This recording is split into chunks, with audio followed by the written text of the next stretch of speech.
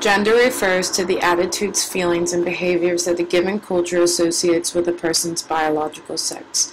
Gender identity is the gender an individual identifies as. It may not be the biological sex they are born with.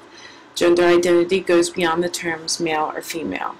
Sex refers to the biological traits distinguishing male and female. This refers to chromosomes, anatomy, hormones, and other physiological components. Sexuality describes an individual's physical, emotional, or sexual attraction to another person. Generally, sexuality is divided into three categories: heterosexual, bisexual, and homosexual. Since the subject of gender, sex, and sexuality covers such a broad range of topics, I chose to focus on the unfair, unequal treatment of women and the LGBT community around the world. Some of these countries included Turkey, Egypt, Ireland, Venezuela, Thailand, England, Mexico, and Sierra Leone. Because of religious and cultural beliefs, a procedure called female genital mutilation, or FGM, is still being practiced around the world. FGM is the practice of partial or total removal of the female genitalia. Although it's illegal in most countries, FGM is still very prevalent today. For example, in Egypt, FGM has been illegal since 2008, but is still widely accepted because of cultural or religious reasons. UNICEF has estimated that 91% of the married female Egyptian population have been mutilated. FGM is seen as a celebratory day in a female's life and is believed to stop a woman from being promiscuous. However, females are now being educated on the harmful effects of FGM. They are now being encouraged to talk about their experiences and feelings towards the subject. Gender-based violence is also another major issue around the world. Earlier this year in Turkey, a 20-year-old female student was raped and brutally beaten to death while traveling in the southeastern part of Turkey. This incident caused an overwhelming response on social media because of the high rates of sexual violence in the country.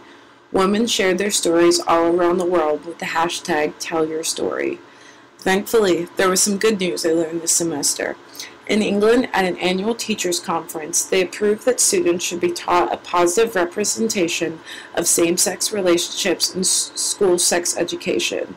They want to create a more positive environment for the LGBTQ community and an understanding about sexuality and gender that fits the 21st century. So why are these issues so prevalent in 2015? From a sociological perspective, gender inequality is a complex mix of structural and cultural factors that needs to be addressed if we want to reduce these issues any farther. Children are still socialized from birth into traditional female and male roles, and gender-based stereotyping incorporating these notions still continues. This form of socialization continues to hold women back, and also because of countries' strict cultural beliefs and practice. Meanwhile, in more developed nations, this creates financial obstacles in the workplace for females, even if they are more qualified for a job than a man. What about the rights of individuals of the LGBTQ community? Although we have made great strides over the last century, we still have a long way to go in creating a socially accepted society for the LGBTQ community. In certain areas of the world, homosexuality is seen as a deviant behavior.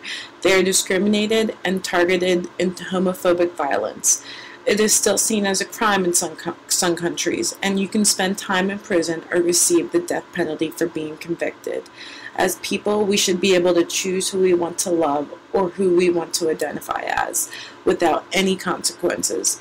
Instead of trying to control and socially exclude the LGBTQ from our society, we should welcome them with open arms and let them choose who they want to love or identify as. Created using Powtoon.